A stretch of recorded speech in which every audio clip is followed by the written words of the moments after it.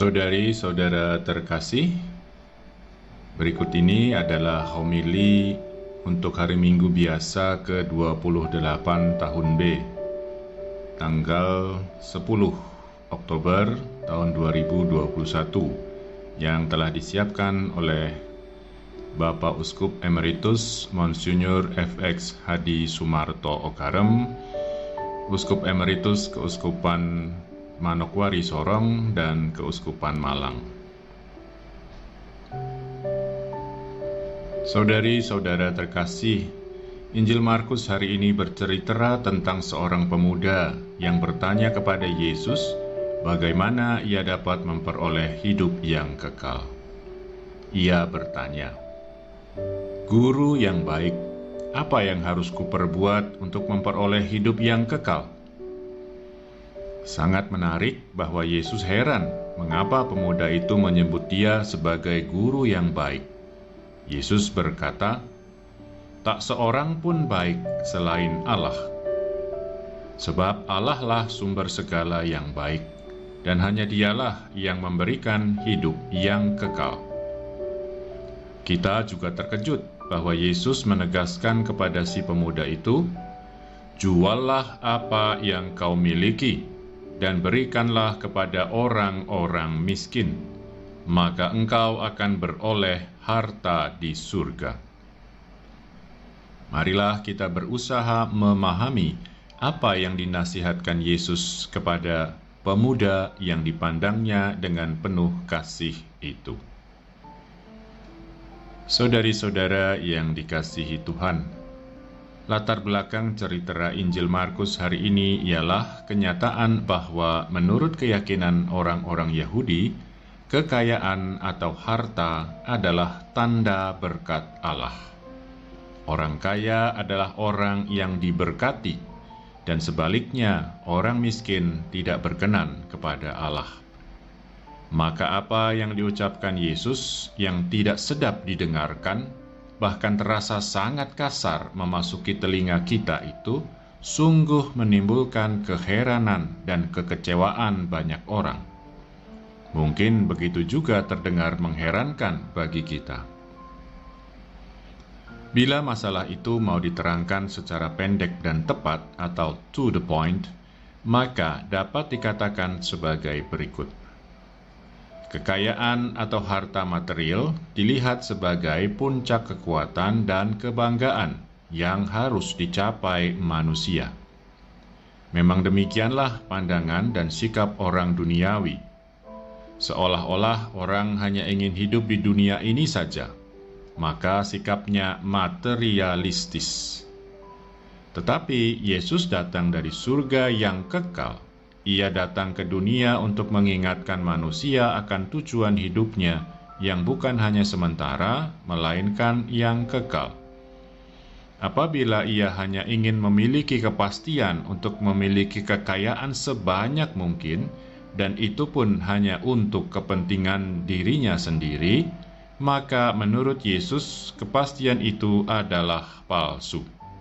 Dan kepastian palsu ini tidak dapat dipakai untuk membuka pintu hidup kekal. Saudari-saudara yang dicintai Tuhan, keterangan to the point itu masih kurang jelas, seperti juga dialami si pemuda yang ingin memperoleh hidup yang kekal. Pemuda itu secara jujur mengakui telah melaksanakan segala perintah Allah. "Aku tidak membunuh, tidak berzina, tidak mencuri, tidak mengucapkan saksi dusta, tidak mengurangi hak orang, dan secara positif aku menghormati ayah dan ibuku." Yesus sungguh menghargai kesaksian pemuda itu. Ia memandang dia dengan menaruh kasih kepadanya, dan ia berkata kepadanya, "Hanya satu kekuranganmu. Pergilah, jualah apa yang kau miliki, dan berikanlah itu kepada orang-orang miskin.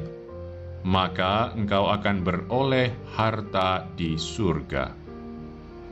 Mendengar itu, si pemuda itu, tetapi juga murid-murid Yesus terkejut dan kecewa ketika mendengar ucapan Yesus.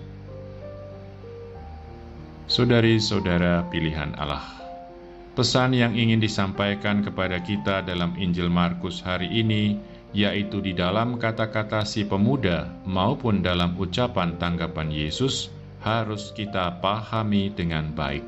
Jangan disalah tafsirkan. Tafsiran kita jangan berlebih-lebihan, namun jangan pula dikurangi atau diperlemah artinya yang sesungguhnya. Yesus mau membuat kita sadar bahwa kekayaan atau harta yang disediakan dan diberikan oleh Allah kepada umat manusia adalah baik dan perlu. Namun bukan hanya untuk kepentingan diri sendiri, melainkan untuk diterima secara adil bagi sesama juga. Yesus mau menegaskan bahwa harta atau kekayaan mempunyai kekuatan untuk menghalangi orang untuk menjadi murid Yesus sejati.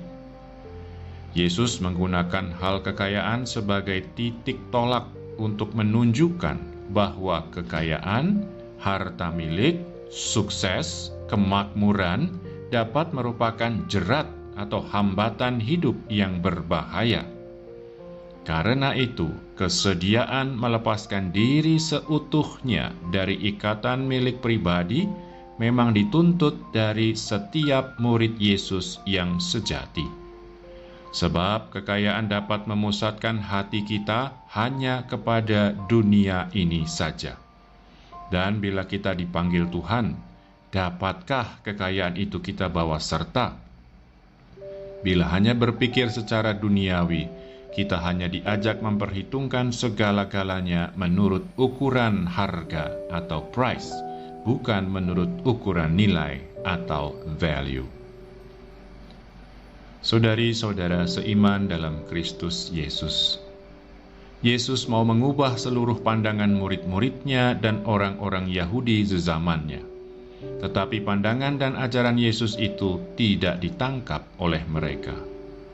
Yesus berkata, "Alangkah sukarnya orang yang beruang masuk ke dalam kerajaan Allah." Dan reaksi murid-murid Yesus dalam Injil tertulis, mereka makin gempar dan berkata seorang kepada yang lain, "Jika demikian, siapakah yang dapat diselamatkan?" Kita pun sekarang ini akan menanyakan masalah itu. Yesus mengingatkan kita bahwa keselamatan adalah sungguh-sungguh anugerah Allah. Rahmat adalah pemberian Tuhan. Dan hanya tangan-tangan kita yang murni, yang tidak menggenggam kepentingan diri kita sendiri saja, akan dapat kita tujukan kepada Tuhan untuk menerima anugerah rahmat keselamatannya. Keberhasilan untuk diselamatkan adalah di luar kesanggupan dan kemampuan kita sendiri, dan tergantung dari kebaikan dan kasih Allah. Dialah yang akan memberikannya sebagai anugerah. Bagi manusia, hal itu tidak mungkin, tetapi bukan demikian bagi Allah, sebab segala sesuatu adalah mungkin bagi Allah.